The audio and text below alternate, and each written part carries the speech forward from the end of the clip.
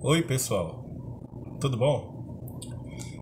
Esse é mais um desses vídeos que eu faço para vocês de improviso, né? Espontâneo. Acabei de atender um paciente agora e gostaria de conversar com vocês sobre um tema. Por quê? Porque alguns pacientes me pediram para falar sobre esse tema. Alguns pacientes meus estão adoecendo por conta do trabalho remoto, por conta de ter que trabalhar em casa, chamado home office, né? Ah, Bom, pessoal, na psicologia organizacional, que é a psicologia que se interessa pelas organizações do trabalho, né? Nós temos a psicologia organizacional e a psicologia do trabalho, e elas andam juntas, muitas vezes. Tá?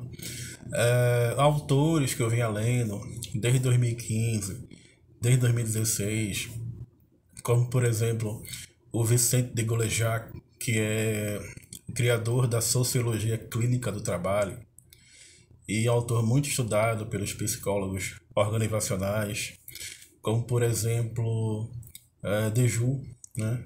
Também é um francês, já vinham apontando a possibilidade desse tipo de adoecimento. Tá? O que é o home office? O home office é literalmente o trabalho em casa, tá? Ou seja, é o escritório em casa. Já era uma tendência do capitalismo, caiu aqui, fui falar em capitalismo, já era uma tendência do capitalismo que as pessoas, agora vai ficar bom, já era uma tendência do capitalismo que as pessoas trabalhassem em casa, mas a pandemia veio radicalizar isso, né? Ou seja, a pandemia veio oficializar o trabalho remoto. E o trabalho cada vez mais se torna um trabalho remoto. E eu percebo que muitos pacientes meus estão adoecendo por conta disso. Tá? O Vicente de Golejac, num livro que ele escreveu sobre a psicopatologia do trabalho, tá? Ele vai dizer que observou nas empresas, nas organizações de trabalho, que, por exemplo, alguns gerentes começavam a ganhar um notebook, né? E o notebook, naquela época, era um desejo de consumo, né? Porque era caríssimo, era algo extremamente funcional, você não precisava de um computador que ocupava uma mesa inteira, você agora tinha um computador que você podia levar consigo, colocar dentro da pasta, colocar dentro da mochila e levar ele para sua casa. Só que Golejac começou a observar que presentear os gerentes com notebook para que eles levassem o notebook para casa era uma estratégia do capitalismo para que a pessoa levasse o escritório para casa. Tá? Nós no Brasil, que nós temos uma cultura afetiva de levar a casa para o trabalho, tá? A gente começou, pela forma como o capitalismo vem sendo vivenciado entre nós, a levar o trabalho para casa. E o que significa isso?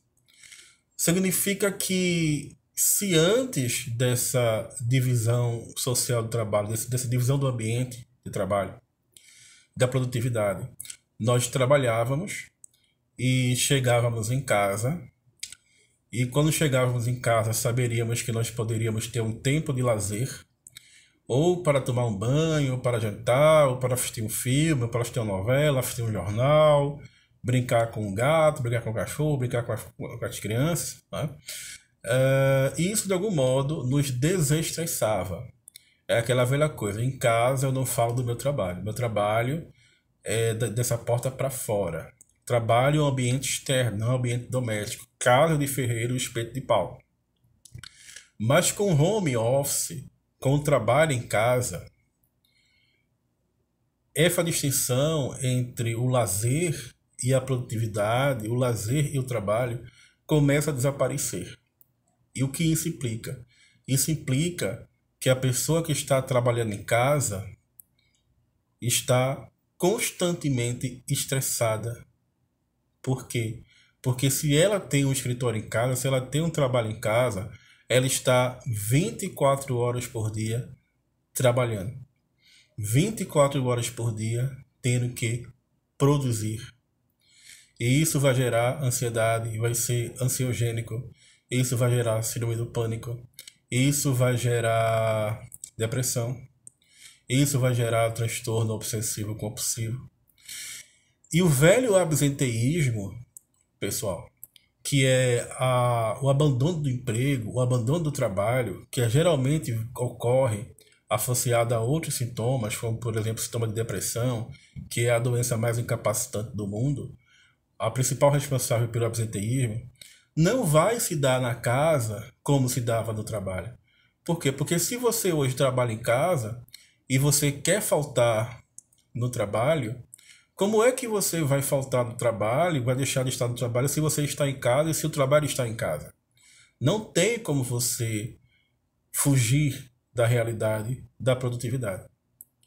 E da produtividade que explora a psicopatologia, que transforma a lesão por esforço repetitivo, o transtorno obsessivo-compulsivo, a depressão, a ansiedade, tantos sintomas de que a alma está adoecendo em trabalho, em produção. Antigamente, pessoal, eu lembro que no curso de Ciências Sociais que eu fazia, que eu também sou sociólogo, um professor de economia explicava como calcular o tempo de vida. E o tempo de vida era o tempo de trabalho mais o tempo de lazer. Então, se você pegava o tempo de trabalho mais o tempo de lazer, você tem um tempo de vida. Ou seja, havia uma distinção no capitalismo entre trabalho e lazer.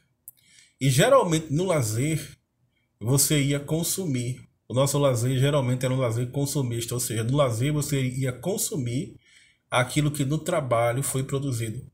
Então, o lazer é um espaço social, um espaço simbólico criado pelo capitalismo para que você possa dar sentido à produtividade por meio do consumo. No trabalho em casa, pessoal, essa fronteira entre a produtividade e o lazer também é derrubada. Por quê? Porque no trabalho em casa, nós temos lazer, nós precisamos descansar, mas estamos sempre sendo chamados por uma notificação, por uma live que nós temos que fazer, ou porque nós temos que entrar em rede, ou porque alguém envia um link para a gente, mas a gente não está conseguindo abrir o link, a gente não está conseguindo acessar o link, porque é necessário reiniciar o computador, porque tem a velocidade da minha conexão, porque travou, porque está acontecendo tal coisa. E tudo isso, você cercado por animais domésticos, cercado pelas familiares, cercado pelo complexo familiar, cercado por crianças. Ou seja, cadê a distinção entre o trabalho e o lazer? Cadê a distinção afetiva entre estar em casa descansando e estar trabalhando? Já era uma tendência do capitalismo, pessoal. Esse tipo de nova organização do trabalho. Mas a pandemia, como eu falei, radicalizou isso. E não é que eu esteja criticando o trabalho, porque o trabalho é aquilo que nos transforma, é aquilo que realiza o sentido do nosso ser social. O trabalho tem uma ontologia própria de fundar o mundo social, que é o mundo das organizações. Mas quando a gente perde o sentido do trabalho, o trabalho se torna alienante e adoecedor.